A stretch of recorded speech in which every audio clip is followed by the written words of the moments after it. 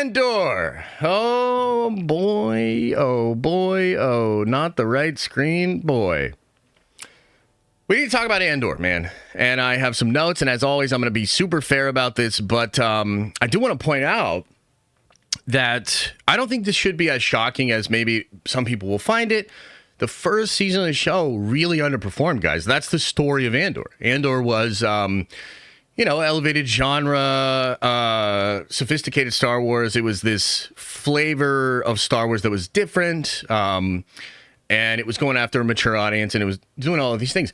The story of Andor Season 1 was that it underperformed, and I know that maybe some Andor fans don't like to hear that, but statistically speaking, that is just totally true, man. It was just not embraced in the way that a lot of other Star Wars content was. So I don't think Season 2 in general following step with that should be really that surprising. It would almost be like think about what the opposite of that is, right?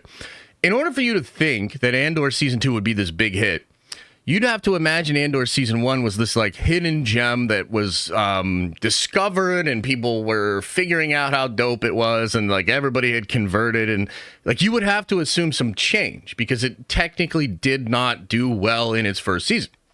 So I would just ask, like, what is more probable? The idea of that show somehow resonating beyond what it did when it was getting all the marketing push, when it was in its heyday, when it was premiering.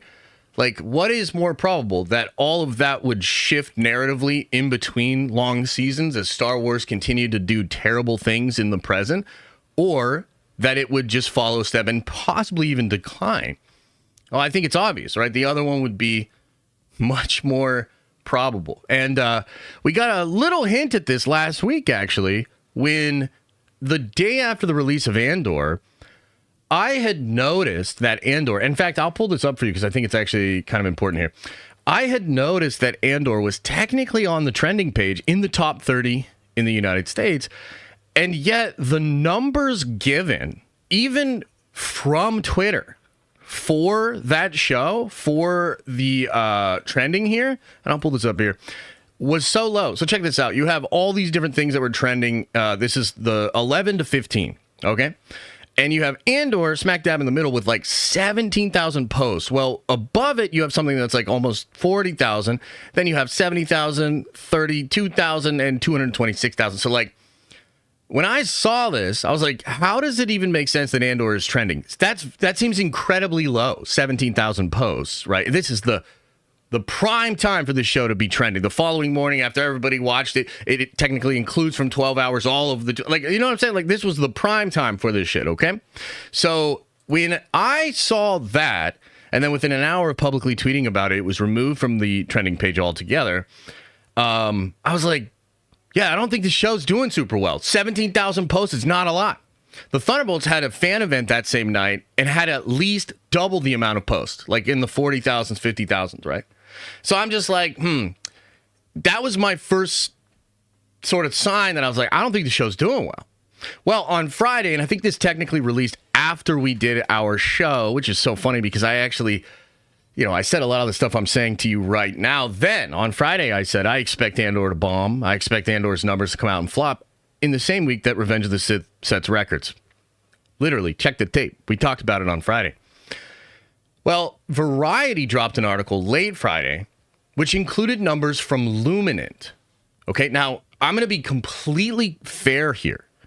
These numbers are only including 2 days of Andor. Okay, so I'll be super fair here, okay?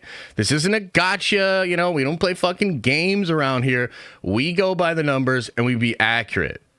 So this is only 2 days of Andor, okay? Now, having said that, it does not get into the top 10 according to Luminant's data. And if you look at how low number 10 and number 9 are here, with 278.9 million minutes watched, 295, 350. If you recognize how low these numbers are down here, it is still absolutely fair to point out that a Star Wars show that I think, frankly, is designed to chart in the biggest chunk when it would get the most views Couldn't even hit these numbers. Okay. So with that in mind, let me just further illustrate how bad this is and explain why I think we're going to get even more data soon. And I think it's going to get even worse for Andor. Okay, so the first thing you got to recognize here is that this show was designed to chart. Its release schedule right now is designed to give it good, positive headlines. What do I mean by that? Well, we've been talking about streaming and the analytics companies, whether it's Parrot Analytics, Luminant, Nielsen, Samba. This is a big industry right now of data collection for viewership and streaming. And the way this is calculated has adjusted how certain shows can perform. So some of the things that benefit a show within this new system and formula paradigm, if you will, are the length of the shows. Longer shows are better, more minutes, okay? Multiple episodes together is better, which is probably why you see companies like Disney start to drop multiple episodes all at once. Even Amazon's been doing that. It's probably gaming the system in some ways. On top of that, shows that have multiple seasons have a huge benefit within this system because the people that go back to watch the older seasons, that gets included in most of these companies and data reports as the same thing. So it helps to boost the numbers of the show. So that's why Stranger Things, whenever it comes out, it fucking dominates for so long because people go back and watch 4 seasons of a long form show and it crushes. Okay. So think about Andor. Andor is now releasing 3 episodes in its premiere. It did the same thing in its first season, but it did 3 episodes. They're long form AF. I think it was 2.5 hours of content. It's like a movie's worth of content. It's a long form show. On top of that, the release schedule this year is strange because it's doing 3 episodes a week. So within a month's time, Andor will be over. It'll be concluded. But what that also means is within a month time period, 3 episodes a week, 12 total episodes jam-packed into a month-long time period. I mean, basically what I'm saying is I actually expect this thing to chart. I think it will chart. I think the data could get better here because I think it's almost designed to do it, right? What that also means, though, is that if it doesn't, if it gets worse, if people drop off, if it never charts during this entire period, it's all the more embarrassing. It's a rejection of the show. And by the way, this show cost $650 million for 2 seasons. Over the weekend, I think Tony Gilroy made some comments where he said they'll never do a show like this again. And that Kathy defended them the entire way. These were his, I'm paraphrasing, but that's basically what he said. What he means by that is it doesn't make any fucking sense to spend $650 million on 2 seasons of a show that's not even commercially performing in the way that Slop performs via Netflix and some of these other what he admitted was that the reason a show that makes no sense business-wise continued was because of the president of the company that defended the show against reason, rationality, business acumen. Any fucking rational person would come in there and be like, I don't know why we're spending this money on this show. What are we doing here? What are we doing here? Okay. So it has started low. The show has started low. Could it be the case that it picks up steam? Yeah, and actually, I think it's designed to. We'll see what the data comes in. But if it doesn't, oh my fucking God, what an embarrassment for Star Wars and for Kathleen Kennedy. Now, we're about to talk about Revenge of the Sith, and I can't wait to gush about that movie, talk about the success, throw some crazy numbers at you, because goddamn, that thing cooked. But while we're still on the topic of Andor, it's important to bring this up because the success of Revenge of the Sith in the very same week that we have bad data for Andor is all the more embarrassing because it takes away the out that Andor might have in saying that like Star Wars itself is dead, that fans are just rejecting Star Wars. That was their like one out that would have made sense. That is now removed from the conversation because George Lucas' Star Wars 20 years later still slaps in the theaters and people are willing to go out and spend money on it. George Lucas' Star Wars is literally setting records.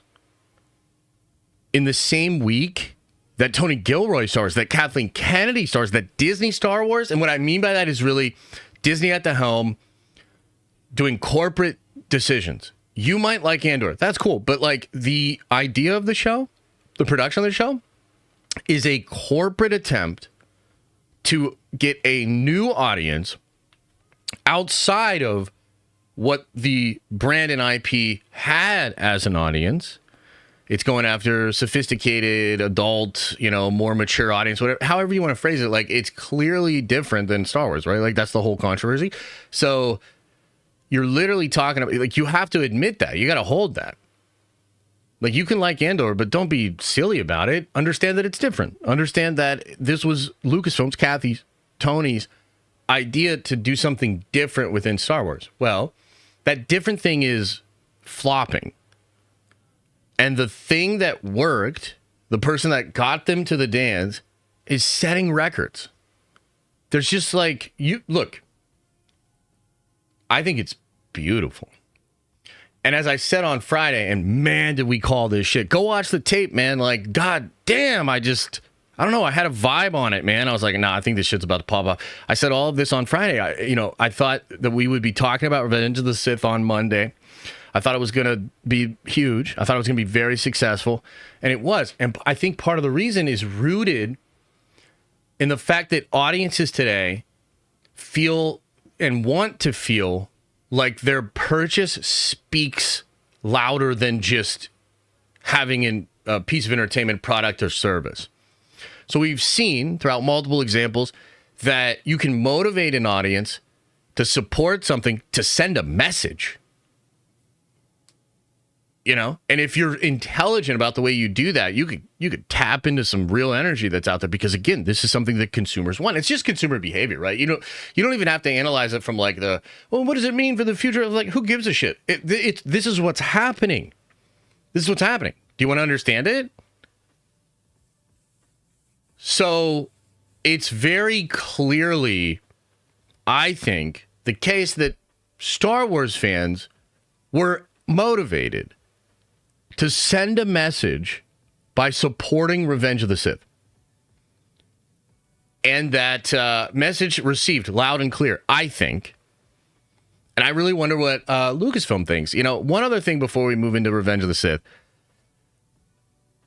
I do wonder how much of this exact thing was the doing of Dave Filoni. Now, I'm not suggesting that he's a mustache-twirling, anti-Andor, anti-Kathleen, 6D chess, shadow warrior, ninja, Jedi person. But it's possible. What better message than George's Star Wars? Of course, Dave talks about all the time. He just talked about at Star Wars Celebration. He almost cried speaking about how he loved working with George, and he just considers George's legacy really important and that he's going to continue to do that. It's like, how much of a better dot on the exclamation point example do you need to show that this new version of Star Wars is not resonating, but what George created is? Like, it's like the greatest gift I could think of as far as, think about my exact taste, right? Fuck Andor. I was team fuck Andor after 3 episodes in season 1. I clocked that shit super early. And look, you don't have to feel the way I feel, but I felt the way I felt strongly. And I have not liked this show. I don't like the show as a concept. I don't like the content of the show. I reject it as Star Wars. I'm I'm pretty fucking happy, dude. Like, this is a crazy outcome to have right in front of our face, to be able to do the show, speak to you, yap into this here microphone about the failure of Andor and the success of George Lucas' Star Wars. What a world. Truly, what a world. We'll get more info soon. I think the data will catch up. Illuminate itself, by the way, on fire. I know a lot of people are like, but it's not Nielsen. Illuminate had the Acolyte situation clocked way before everybody. I had shared this data in an article written based on the Illuminate data. And everybody was confused because it was ahead of Nielsen. And everybody was like, what do you mean? Like, we don't know if Acolyte's bombing. Yeah, we did. And Illuminate told us. So Illuminate's telling us right now about Andor. We will see how the data shakes out in the next couple of weeks.